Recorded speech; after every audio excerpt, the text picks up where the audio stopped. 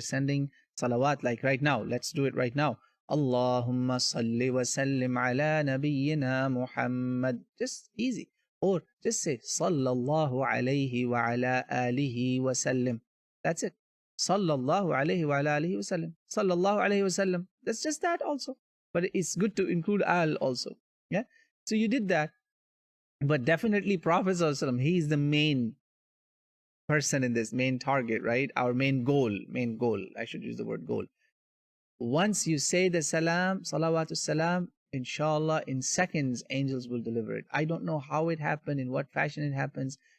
Do they collectively deliver everybody's salam? This is a spiritual world, my brothers and sisters. This is the world of barzakh, the world that is beyond us.